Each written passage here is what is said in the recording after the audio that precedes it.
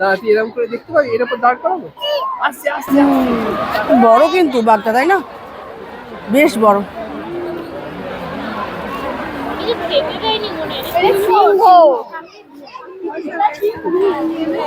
এগুলো হচ্ছে ঘড়িয়াল। এখানে 3টে জেব্রা রাখা আছে।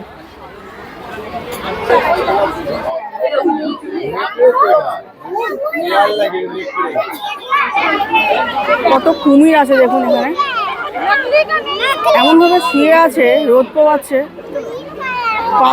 নমস্কার বন্ধুরা, ওয়েলকাম টু মাই চ্যানেল।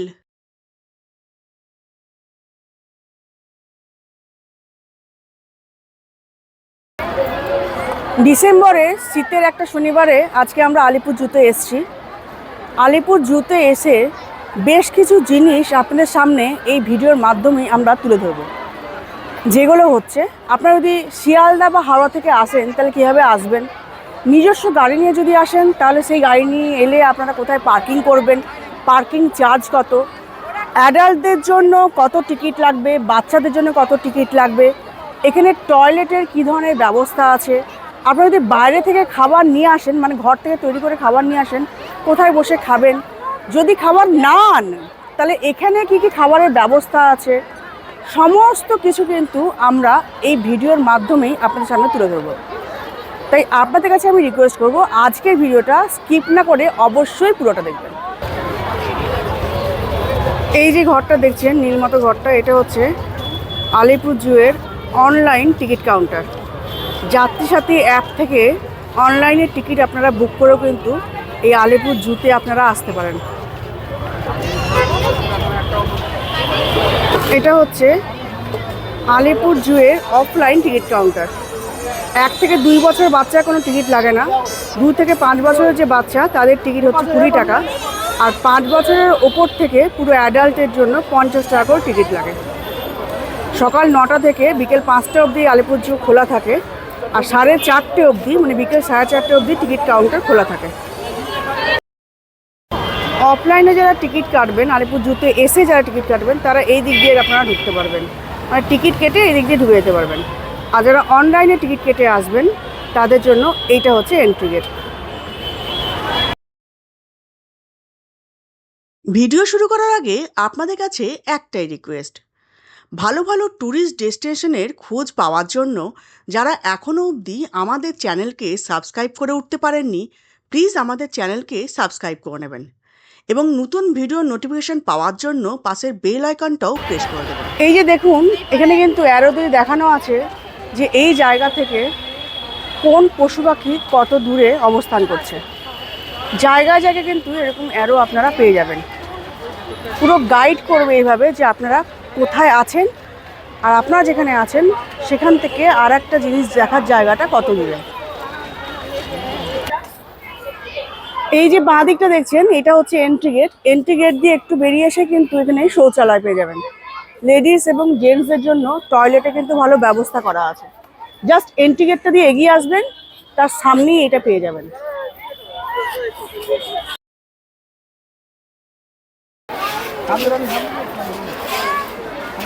এখানে ম্যাকাও আছে, 2টো ম্যাকাও পাখি, একটা নিচে আর একটা উপরে।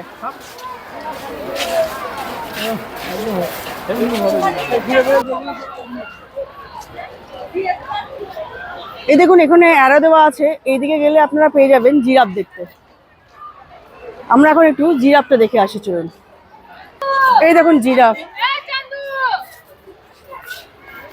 2টো জিরাফ।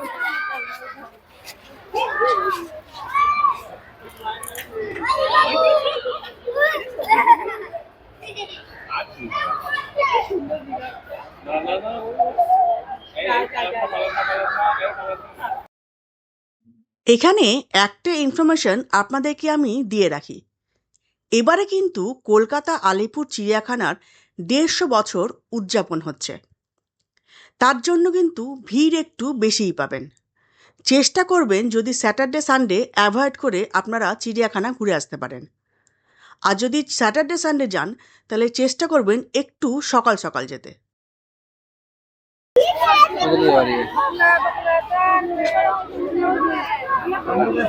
দেখুন অনেক রকম পাখি দেখা আছে।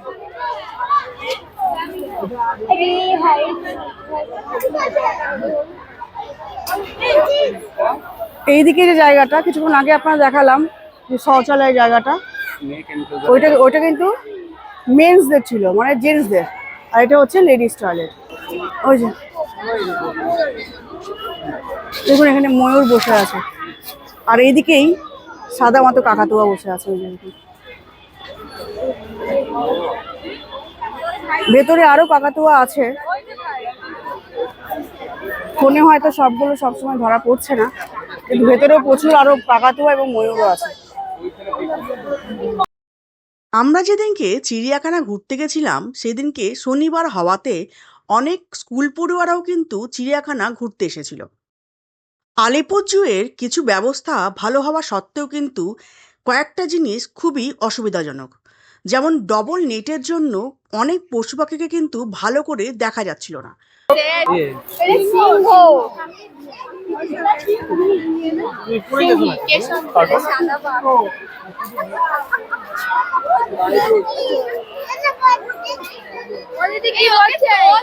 এই যে এই পাখিটার নাম হর্নবিল।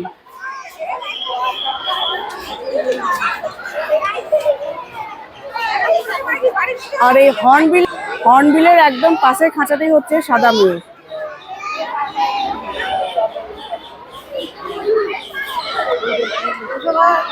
এখানে দেখুন এমু রাখা আছে, অনেকগুলো এমু এখানে আছে, বা ডবল খাঁচা আছে বলে হয়তো স্পষ্ট ফোনে ধরা পড়ছে না, কিন্তু এখানে অনেকগুলো এমু রাখা আছে।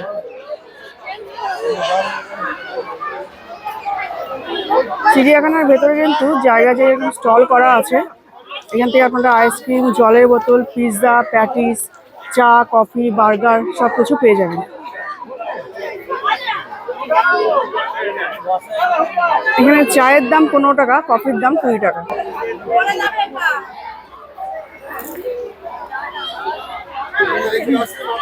দেখুন এখানে লেখা আছে 168 মিটার্সের মধ্যে বাঘ আছে। চলুন দেখা যাক এই 168 মিটার্সের মধ্যে বাঘের দেখা পাওয়া যায় কিনা। আর তার উপরে দেখুন লেখা আছে 267 মিটার্সের মধ্যে সাদা বাঘ, সেটাও একবার ঘুরে দেখার চেষ্টা করব। চলুন দেখা যাক বাঘ মামার দেখা পাওয়া যায় কিনা। এখানে দুটো উল্ফ রাখা আছে, একটা ঘুরছে আর একটা বসে আছে।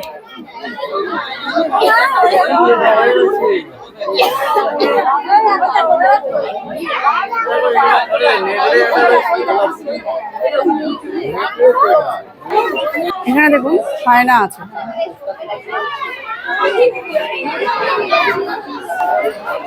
এই যে খাঁচাটা দেখছেন, পুরো খাঁচাটা, এই পুরো খাঁচাটা জুড়ে কিন্তু বাঘ আছে, সাদা বাঘ, এমনি নর্মাল বাঘ।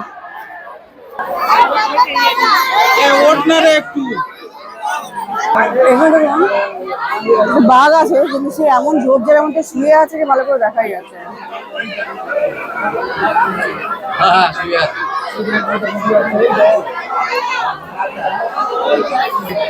দেখুন এখানে একটা সাদা বাঘ আছে, কিন্তু আগের বারের বাঘটার মতো এখানে এই বাঘটাও কিন্তু ঘুমিয়ে আছে।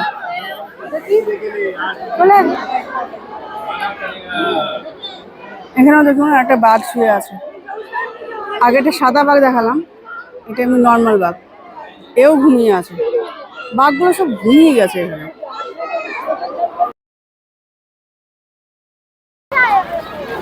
এখানে দেখুন বাঘ রাখা আছে।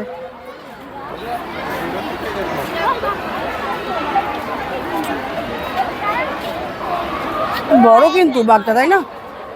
বেশ বড়।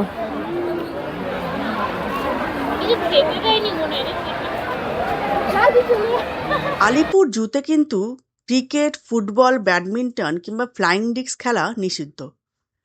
আপনারা যারা বাড়ি থেকে খাবার তৈরি করে এনে লাঞ্চ বা ব্রেকফাস্ট আলিপুর জুতে বসে খেতে চান, তারাও কিন্তু খুব সহজেই সেটা করতে পারেন, কারণ জায়গায় জায়গায় খাবার জলের কল করা আছে। শুধু নিচে পেতে বসার জন্য একটা খবরের কাগজ কিংবা চাদর আপনাদেরকে সঙ্গে আনতে হবে। ভেতরে দেখুন ময়ূর আছে এখানে, আর এদিকে হচ্ছে ব্ল্যাক সোয়ান আছে। বাজে গন্ধ কি করা যাবে?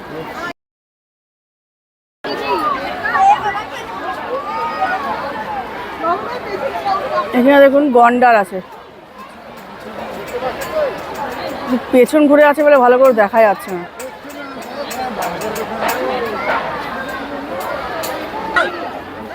কত কুমির আছে দেখুন এখানে, এমন ভাবে শুয়ে আছে, রোদ পোয়াচ্ছে। পাথর না কুমির দূর থেকে বোঝাই যাচ্ছিল না, কাছে এসে তারপর বুঝতে পারলাম যে এগুলো কুমির। এগুলো হচ্ছে ঘড়িয়াল। এটা হলো রেপটাইলস হাউস, সরীসৃপ ভবন। এখানে সাপকপ দেখতে পাওয়া যায়। এখানে অনেকগুলো গোসাপ আছে, ওখানে একটা, এই খড়ের গাদার এখানে একটা, আবার এই কাঠের এখানে ভেতরে ঢুকে আছে, তার লেজ দেখা যাচ্ছে। এখানে একটা রাসেল ভাইপার,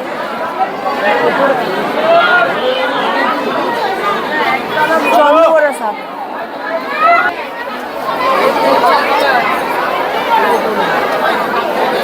অনেকগুলো পাইথন আছে কিন্তু সবগুলো জলে আছে। আর ওখানে একটা আছে, ডাঙায় একটা আছে, ওই গাছটার ওখানটাতে গুটুলি মেরে। পাথরের মতো যে জায়গাটা করা আছে ওখানে এটা হচ্ছে রক পাইথন। এই পাইথনগুলো কিন্তু সবগুলোই অজগর প্রজাতি। কোনটা ওটা মনে হচ্ছে মানে বাচ্চা, হলুদ রং তো নয়। এগুলো হচ্ছে মণিপুরি নাচুনে হরিণ। এই খাঁচাতেও আরো অনেকগুলো হরিণ রাখা আছে, এগুলোও কিন্তু মণিপুরি নাচুনে হরিণ।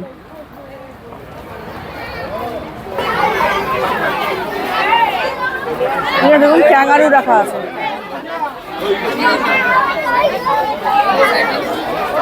এখানে দেখুন র্যাকুন রাখা আছে।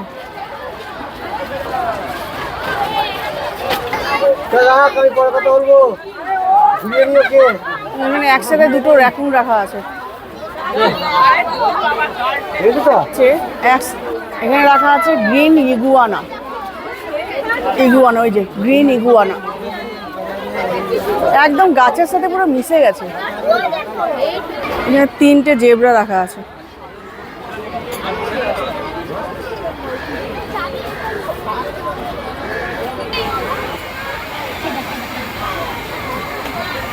এখানে ধরুন গিবন আছে, একটাই দেখা যাচ্ছে, রোদের দিকে পিঠ করে বসে আছে। এখানে একটা ইনফরমেশন আপনাদেরকে আমি দিয়ে রাখি, আলিপুর জুয়ের নিজস্ব কোনো বড় ভালো পার্কিংয়ে কিন্তু ব্যবস্থা নেই, তাই নিজস্ব গাড়ি নিয়ে গেলে আপনারা একটু প্রবলেমের সম্মুখীন হতে পারেন।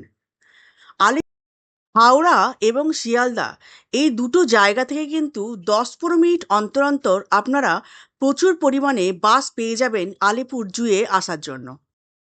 আলিপুর চিড়িয়াখানা কিন্তু প্রত্যেক বৃহস্পতিবার বন্ধ থাকে। আজকের ভিডিও এই পর্যন্ত।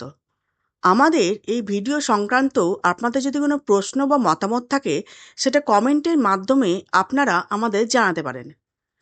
খুব তাড়াতাড়ি আবার নতুন কোনো ভিডিও নিয়ে আপনাদের সামনে হাজির হব। ভালো থাকবেন, সুস্থ থাকবেন।